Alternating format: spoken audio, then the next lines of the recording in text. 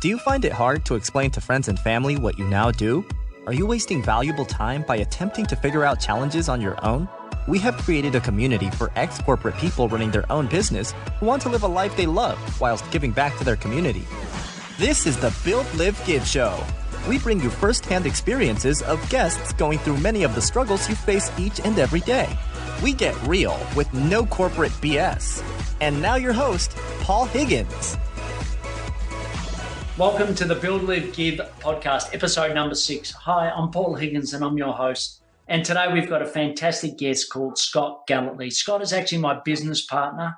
And today we really deep dive into his journey of going from corporate to running his own single-man show to now having a team and really systemizing his service business.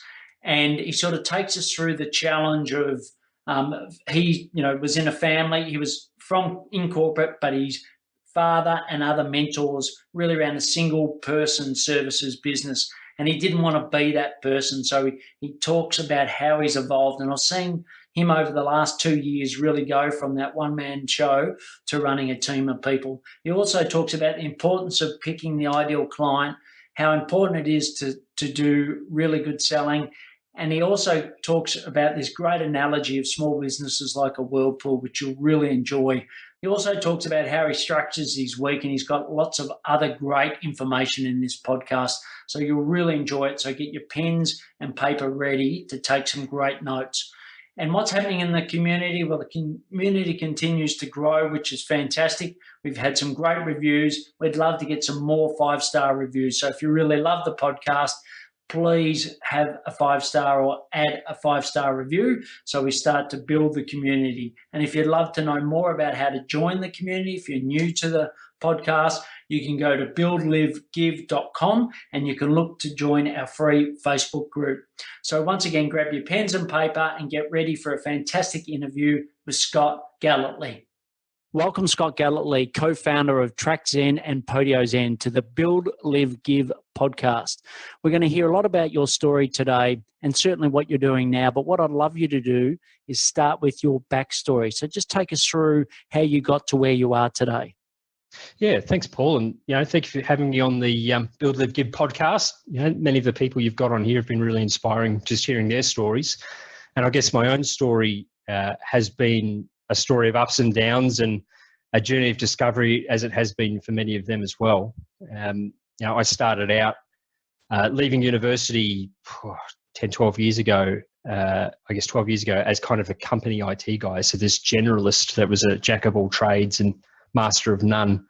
And a bit, my personality style is that I'm a bit logistician, a bit organizer, a bit high level thinker, but balanced out with some soft skills. I'm a good communicator. I think I'm a pretty personable, likable guy, and I can communicate at sort of all levels. So I was always in these sort of generalist roles, but that style of personality ended up leading itself to that more project management and systems architect role. I've got this inbuilt need to create, to develop things on my own terms. And I don't know if that's ego or what that is, but when you combine these things together, you tend to go down this path of sort of project manager, sort of architect, and there aren't many people that go down that path and do it well. But my personality lent itself to that. So I passed through the ranks of government and into the engineering, mining, construction space for a few years, constantly sort of honing those skills and learning more about myself. But ultimately, I guess, feeling a bit frustrated with the way corporate operates, how long it takes to get things done, the risk adverseness of it all. And again, probably a bit of ego as well, to eventually deciding I've got to launch my own gig. Does that make sense? Yeah, no, look, it does. And that's a story that's very familiar to the Build, Live, Give community. It doesn't, it hits people at different points. For me, it took, 10 years, I suppose, in the making, but I think for you, it happened sooner. But most people listening to this podcast have gone through that journey or are just about to embark on that. And, it was a great summary of sort of a bit about you and your backstory. But what about something outside of work? Just tell the Build, Live, Give listeners a little something that your family or friends might know about you, or me, who obviously work very close together, that the listeners wouldn't? Yeah, sure. Well, not many people know, and not in fact all my friends and family even know that I'm a passionate martial artist, and I train in I guess it's a fairly little known style called Tonglong or Praying Mantis Kung Fu.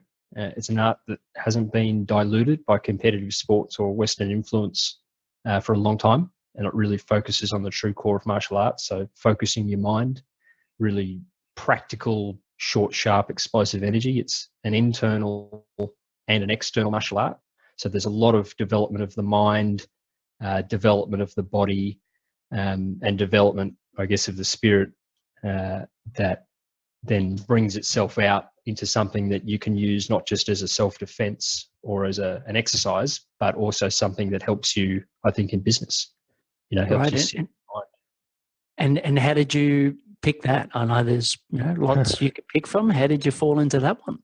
I'm not even sure. I think I recall a friend inviting me to a Tai Chi class once, and that was a bit of a tester for him to invite me to this other martial art called Tonglong, which I hadn't recalled hearing about before, but only months earlier had a mate say, "Oh, if you're going to start a martial art, don't do this Tonglong. People get hurt." My mate just hurt his back in it because he got smacked in the face and he fell over. And I thought, oh, that's I'll never do something like that. And then sure enough, I forgot that conversation, joined a class and never looked back. Brilliant. That's great. And on your career, like you said, you worked for the government, you worked in private industry. Take us to the point where you were sort of at that crossroad of, do I stay in corporate? Do I leave? Take us to that point and tell us a little bit how you were thinking and feeling at that time. Yeah, well, it started early for me. The earliest memory I've got is probably at 24, and maybe it's even earlier because there's a lot of small business owners in my family. My father runs his own business that's not altogether very different from my own. And I remember thinking, I really want to go out and do my own thing, but I absolutely have no idea where to start. What would I do? How would I get clients? I remember asking myself and having conversations with people, how would you even go and get clients? There wasn't really social media, 10 years ago and all the resources available to help an entrepreneur kind of kick off as a startup. Even 10 years ago now, totally different story now if you were having these sort of thoughts.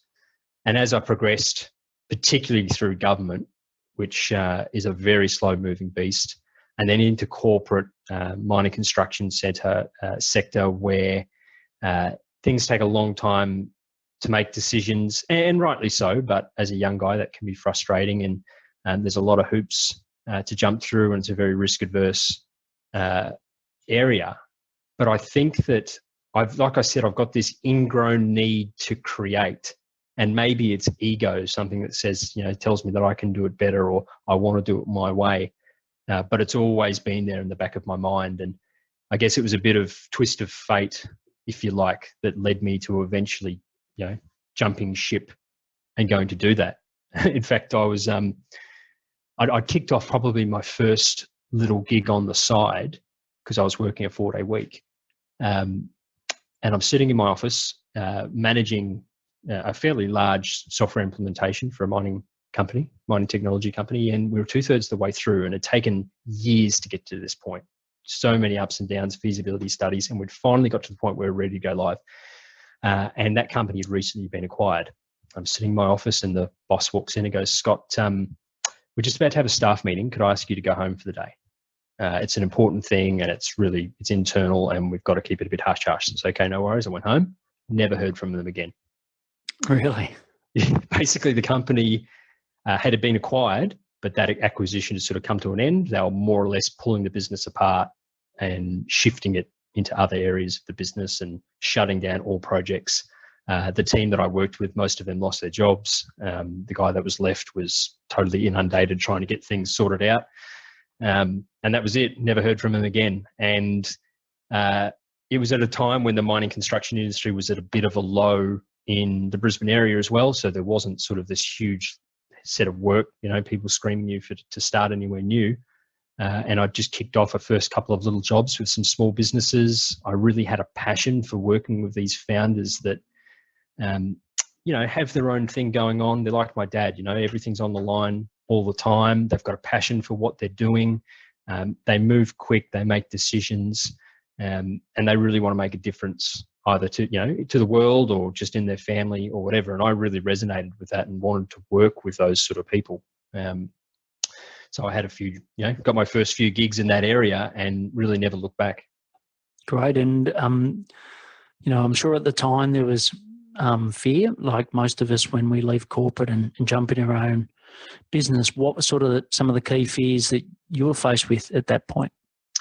Well, it's funny. Like, I guess I kicked off working the mining construction, being more or less single up until very recently. To that point, I had a bit of a cash backing, if you like. I had plenty of savings, and I had this ego which sort of said, you'll work it out and you'll be successful, without any real strategy as to how that would actually happen.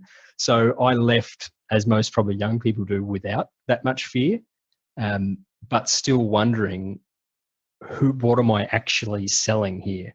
Who am I actually selling it to? What are they willing to pay? And the first fear that I certainly came to, which most people on your podcast probably fall into as well, is like asking for money and thinking, well, I've just come from this mining construction place where a $10,000 project gets you a week of work. But these guys, when I say that something costs $2,000, I hear a shudder. How do I price this stuff? Like, how do I ask for money? How do I know that I'm even good enough? There's that self-doubt comes in. Am I even good enough to deliver something for that money? So true. And you sort of, I know for a lot of the listeners, what you're experiencing, which is, sort of building a business out of cash flow and savings, you view the world in a very restrained manner. So sometimes it's hard to do the flip, which is actually get your clients to see it more broadly than what even you. So most people I work with, pricing is the number one thing, and most people undervalue themselves and are quick to give a discount. Someone will pause and it's like, oh, well, I can actually do it for such price. And I know that you and I have both experienced that firsthand. And sort of working, I know a little bit of your backstory with the entourage, etc., but just who did you turn to get some help as you went through these fears and went through these early days? Well, look, it's interesting. I've always aligned myself to a mentor, and to an extent I had one at the time. He was sort of running his own small business and engaging us business analysts to do work. And what I saw from him straight away is that he never really built a brand and a system that was scalable. It was always totally bespoke, totally made up on the spot every time. And it was quite often him getting in to do the work. So I sort of started with this platform of like, well, if I do that and I name the business after myself, I'm never going to be able to sell it. I sort of had this investment idea from the very beginning, seeing that both in him, but also in my father, because I'd seen it in other business owners. So I thought, well, I need to build a business that is an asset that I can sell long term. That was always my vision, but I need some education. And I remember I think it was the Entourage would have been the first group that I found. And I can't even remember how I got onto their unconvention, but it was this big sort of show, this big convention that they hosted for entrepreneurs. And I turned up all by myself. None of my friends were sort of in the same, mindset or realm or wanting to do the same sort of stuff. So I was all by myself going into this room, frankly, feeling like a bit of a fraud because I didn't really have a business, not really sure what it was all about. And they, instead of just selling me the latest method or whatever, they actually got on stage and said, this is what you need to do to sell more effectively. And they gave us some real stuff. And I was like, man, that sounds great. And boom, I could apply it straight away. And it worked. So that sort of got me into that community. And from then I ended up joining the Entourage, which was a community of really early stage founders, young, generally young people sort of in the same, cohort as me, if you like. Lots of passion, a bit of ego there as well. And I could sit in a room with them, this room of 100 odd little startups every 2 months, just learning about their fears, their wants, their true why. And I realized these are actually the people I want to work with. These are my ideal client. So I studied them. And I did a lot of work, maybe not for free, but certainly at a low cost, just learning about these guys, learning how to, practicing how to sell against them, practicing what marketing worked, practicing what message worked, building that ideal profile. And things really started to go from, I might have got one job a month and I was doing $2,000 a month or $1,500 a month to hitting $10,000 a month. That transition, that change occurred when I locked down that ideal client, when I knew exactly who I wanted to go towards, and then later refine the product. That is when that happened. And $10,000 when you don't really have any expenses at all was pretty good. It was a good kickoff. Great. And if you sort of fast forward to today, you walk into a room, or if you're to sit next to someone at that entourage event again, let's put it in today's present tense, how would you describe what you do? What would you say to someone if they said, "Hey, Scott, what do you do?" Yeah, well, at the end of the day, we help founders to scale up their business, right? And that might be through helping them define the right customer experience and then building a software platform to underpin that so that we're systemizing their business so that they've got a consistent, repeatable customer experience that they can engage and leverage other people to drive for them and free that founder up to actually work on growth of the business, sales, business development, strategy, knowing their numbers so they can make smarter decisions. We're in the business of helping founders scale, and we're really doing that through people, process, and technology platforms. Does that make sense? Yeah, no, look, it does. And I'm sure for a lot of the listeners that resonates with them, because often, the paradox is that there's so much choice out there.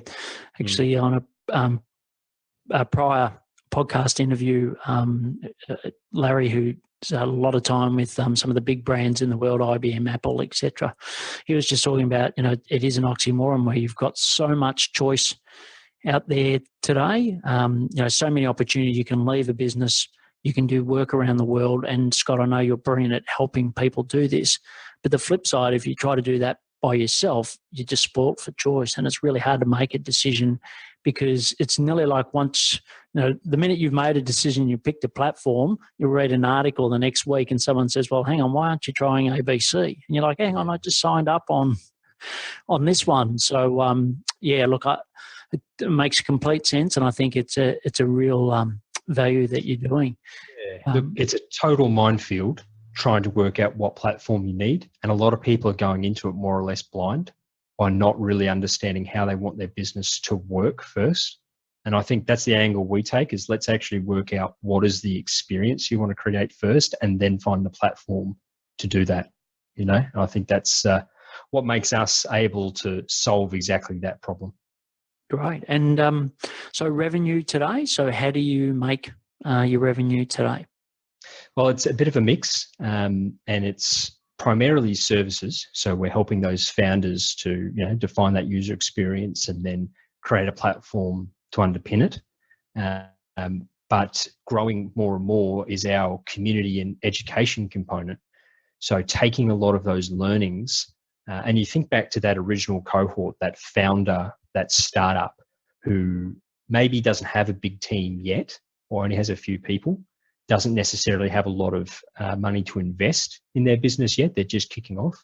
We're looking at products that can really help people in that sort of stage. So education programs, sort of done with you style training and soft implementation to help empower the founder to get from point A to point B. And then at point B, they might be ready to then go to the next level. We can actually provide the more expensive, direct service, that direct investment to take them to the next level. Does that make sense? Yeah, no, look, it does. And, scaling, from what I get from that is, you started sort of one-on-one, and now you're starting to add more value across different ways of providing service through to education. As you've been going through that transition, what have been some of the biggest challenges in making that transition? Well, you'll hear me talk about ideal client a lot, and being the key to everything.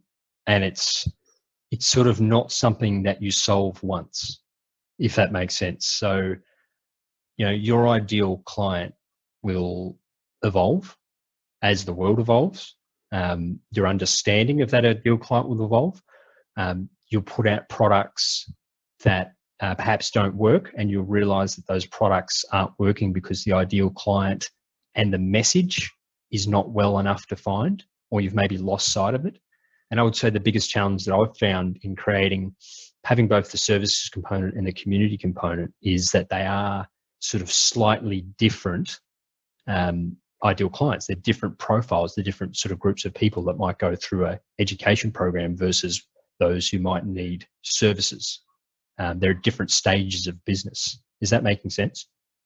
Yeah, there are. And just give us a quick outline of what are those stages that you're seeing. Well, there's definitely if you start from the very beginning, it's like sort of like it's very similar to the sales cycle, actually, Paul. It's like it starts at awareness. I want to create a business, and maybe I've done a little bit, but I'm, more or less freelancing. And then there's the setting up a formal business, if you like. I'm not sure what stage you'd call that. Let's call it startup, where you bring in one or two people, or you bring on some outsourced team members, and you're really reinventing the wheel every time. And that's the sort of point where I think that education program can help to take you to the next level, which is a established, more or less growing business that has a team of people delivering a product or service with a founder or a business owner who is maybe not totally off the tools, but certainly focusing more on strategy and sales. And then the next level from that, let's call it the scale level, is establishing that beautiful, repeatable, consistent customer experience, empowering a team to deliver that for you. So as a founder, you're not involved in the day-to-day, and you're working at that, strategic business development and numbers level. And they're the sort of 3 or 4 steps that I think that every founder goes through. And it's not a linear chart, by the way. It's a bit more of a, think of it like a whirlpool. You're constantly going around in circles, but I often say displacement versus distance. You might feel like you've only traveled a small distance, or you might feel like you've only traveled a small sort of displacement from where you started, but the distance you've traveled to get there is immense. So you go back and you go forward, and you go back and you take a step back and take a few steps forward. And that's what the journey's like. Yeah, look, and I've, as I said, we work very close together, and I've seen that where you came in, as that 10,000 a month single operator, and I've seen you grow a team overseas, which you've done a fantastic job on, and now you're moving towards that education and actually helping bring in other people to do a lot of the tasks that you've done. So I think you've definitely gone through that journey, and I can see how you've gone through those stages. And I think it goes back to the question you said earlier, or the point you made, that you didn't want to be like, particularly your dad and the mentor that you worked with, and just be a sole practitioner and max your impact. It's funny, Paul. I had that intention from the very start, and yet still have gone through the journey. And maybe I've been able to go through that journey in 2 years instead of 10. But I think that it's a journey that everybody sort of has to go through. I don't think there's anyone, and even those overnight successes you hear of in Silicon Valley, that someone's created this awesome thing, I don't think anyone goes from point A to point D straight away. I think you've actually got to go on that journey, and you've got to accept that that's what the journey is, and you've got to learn things, and you've got to do lots of sleepless nights, and you've got to be on the tools for a bit and all of that until you've sort of reached that point. And you'll know when you get there, because it just starts to happen. Is that kind of making sense? Yeah, no, look, it is. And, that's why I know that you're part of it, but that's why, we have an accountability group to help with that, because I think it's really important. So I know you started the Entourage, and then you're in the Tracks End Club to actually get that support, and you will. I love that whirlpool analogy, and often you'll feel like you're going against the current. So I think that's a really good analogy. And who else? Like who else, and what other advice have you got, having gone through a lot of the hard yards yourself over the last couple of years? Look, as I said, nailing your ideal client is the source of them working out the rest of your structure. But I think that you've got to focus on sales. That's, if I talk about advice first, focusing on sales rather than focusing on product, it can be counterproductive or seems counterintuitive rather to a lot of people, especially guys like me, architect style people that just want to build an awesome product that does awesome things. We kind of neglect the fact that people have to buy it in order to make money. So we focus too much on the product before focusing on sales and then focusing on marketing. So if anyone's listening to this podcast, I would get your product to a point, understand your ideal client, work out your pricing, work out your product to a point, and then just sell the hell out of it. Pound the pavement, do whatever you need to do. And if you know your ideal client well, you'll know where to sell it. Yeah, and I think once again, Larry, a recent podcast talked about how easy it is now to get customer feedback and client feedback. So I think there's great Facebook communities out there, like the Build, Live, Give as an example. There's a lot of others where you can actually get good buyer input before you actually go and pull the trigger on a whole lot of marketing. And I love that book, Ready, Fire, Aim, which I know, Scott, you and I have talked about. Yeah. And I think in that it really says up until the first $1 million in turnover, you just got to be selling, to your point. So I totally agree. Sort of shifting gears a little now. As far as, how you live, so Build, Live, Give, how you live, what's your sort of typical week look like for you? Well, I guess this is the thing, right? You think that sometimes when you start your own business, you're doing all these extra hours and maybe you're getting paid a fraction of what you're getting in corporate. And sometimes you lose sight of the softer benefits, which I've got to remind myself about sometimes. So, we've had a baby recently. It's approaching 1, and I haven't missed a moment. Wow. I haven't missed a moment. I work from home, at least 4 days a week. And I had seen, I was there when he discovered that his hands were connected to his body. I was there when he made his first little noise and went, oh, that's my voice. I don't get up at 6 a.m., go into the city, work for someone else and get home at 6 p.m. I'm building something. I'm literally building my future. I've got total control. The only person I'm really competing against is myself. And there's a massive amount of power in that. I get to get up, to your point around the perfect week, what's my perfect week? I get up in the morning and I do a bit of Tai Chi or a bit of Kung Fu to strengthen and energize my body. I usually get to take the dog for a quick walk to keep fresh. I then sit down. I can work through to, sort of 4 o'clock, and then I get to walk with my family around the block. And for sure, I might then go on and work for the night, I might have dinner and then work for another 3 hours. And I, quite often do a Saturday, a half day Sunday or whatever that is. And there's always work on your mind. It's built into your life rather than being something that you happen to have to do in your life. Is that kind of making sense? It is. And look, from someone who was sort of on the other side, so when I had my 2 children, we were living in Sydney, my wife had no family support. And I can tell you the way that you're doing it is definitely the right way to go, because I cannot tell you the times that, I was overseas, my kids get rushed to hospital. I'm not even there. Like, there's a whole host of examples. And, corporate's fantastic. And I know you enjoyed it. I did. But I think the freedom you've got now is brilliant. And it's really hard to put a price on that. Sorry, you go. Sorry, Paul. I can just add to that, it's going to be interesting over the next few years to see what corporate do in response to this, because I actually think that this model, the work from home model and so forth, is something that can actually empower people to be happier and want to stick with their company for longer. People are trading companies every 2 years these days, right? No one really sticks around. They're always moving forward.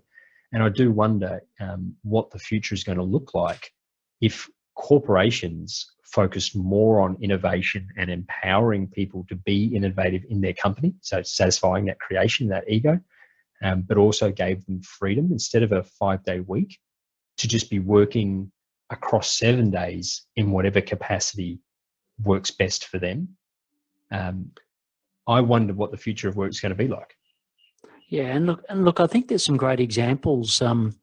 For example, a quick example, I've got someone that used to work for Oracle, who's one of the biggest IT companies in the world, and now they work for Workday. And Workday often gets rated as one of the best companies to work for, both in the same industry, both with really good growth rates. But there's sort of a new model and an old. And Workday model, from this person's point of view, is such a better place to work with, and it's like working in your own business, but it's got more security, etc. And I think people are going to gravitate to those type of businesses. So definitely corporate will move to it, but there's sort of the big old dinosaur companies I think will take a lot longer. And also I do think there'll be more of a portfolio approach where you may work 2 days for your GE or whoever, and then the rest of the time you do your own thing, which is around thought leadership or whatever you choose to do.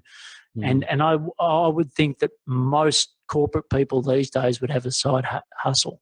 I know the screw the 9-to-5 community is busting at the seams, and there's a lot of people there that are all working on a side hustle. So it's going to be an exciting few years, Paul, between that fundamental shift in how we work to things like the empowering of the individual through artificial intelligence and augmented reality, use of robotics and drones, the nature of work, which, although we all like to say work-life balance and work doesn't define us, it does. The entire nature of the Western economy, I think, is about to go through the biggest upheaval it's had since the Industrial Revolution. So it's very exciting. Yeah, look, I think it's great. It's never been a better time. And I'm sure, through history, because you can't always put yourself in that position, but I think this is, just a golden age that we live in, and we're lucky to be part of it. So I'll move now on to sort of the give side of it. So what cause or community are you passionate about, and why? Yeah, so between my wife and I, we've sort of got, you could sort of split our passions, if you like, because I love structure. I'm a systems guy, right? Environment, humans, and animals, right? And we tend to support sort of one each year, basically. And up until recently, before I moved to Melbourne, I actually had a real passion, and still do have a real passion, for our natural freshwater riverways and bringing back or revitalising a lot of the damage we've returned to create beautiful environments that we can enjoy. As you probably well know, there's nothing more relaxing than being outside and being part of nature and reconnecting with that part of the environment. And our local waterways are sort of the bloodlines of our ecology, if you like.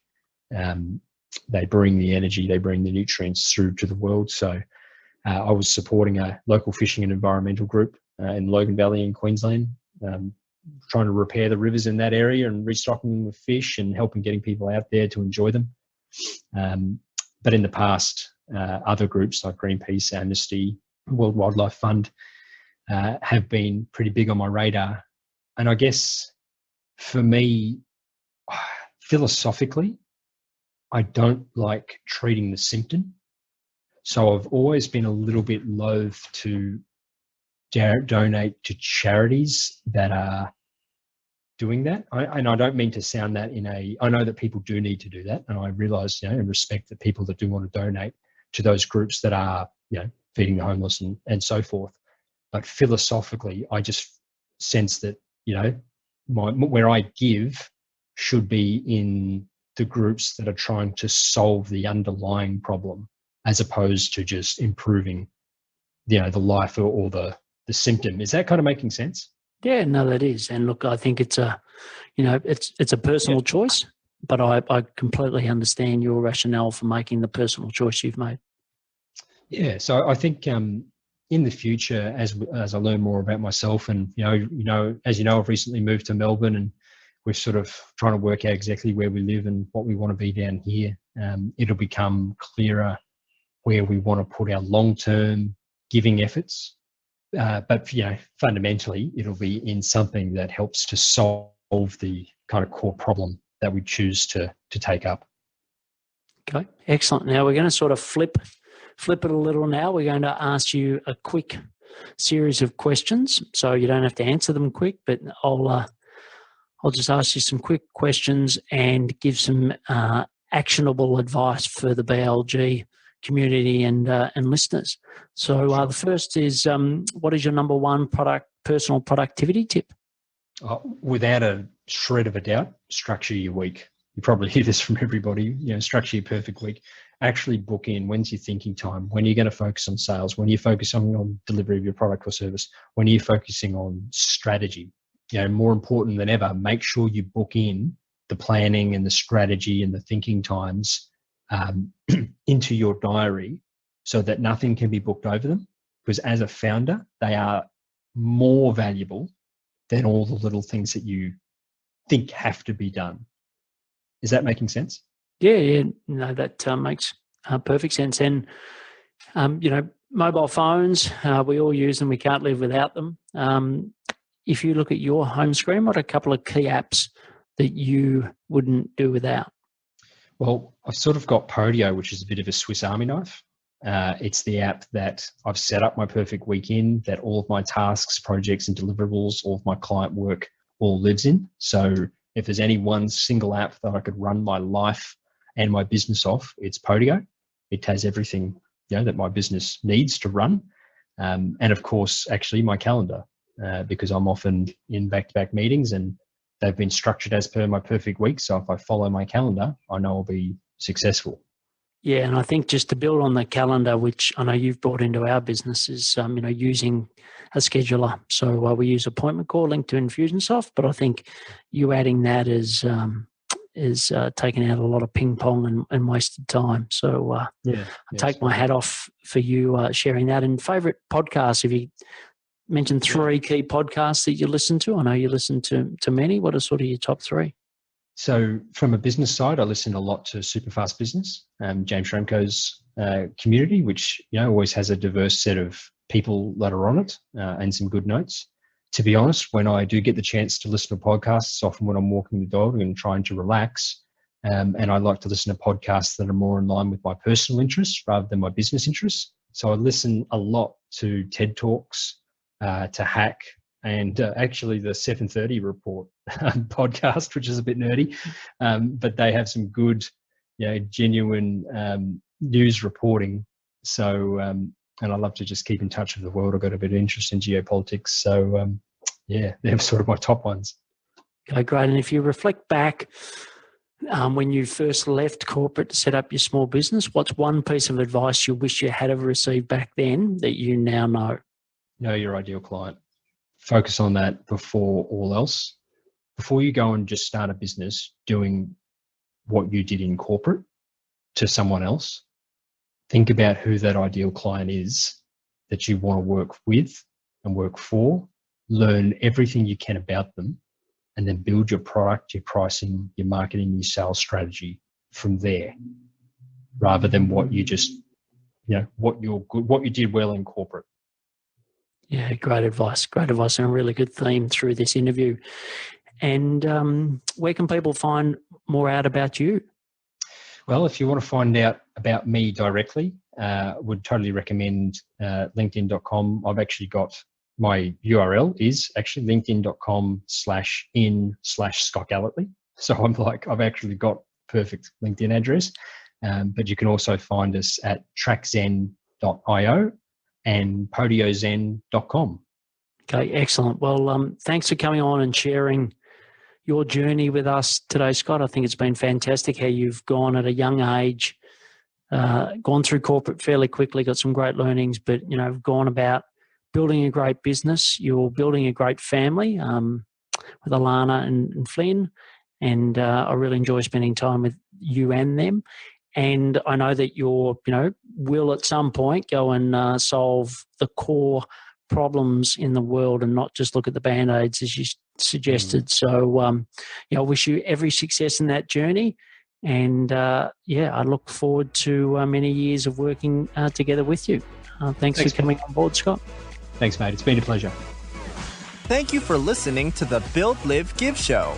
If you found this show helpful, please share it with others so we can build businesses, live great lives, and give back to the community. If you would like to join the BLG community, go to our website, www.buildlivegive.com. Until next time, thanks for listening.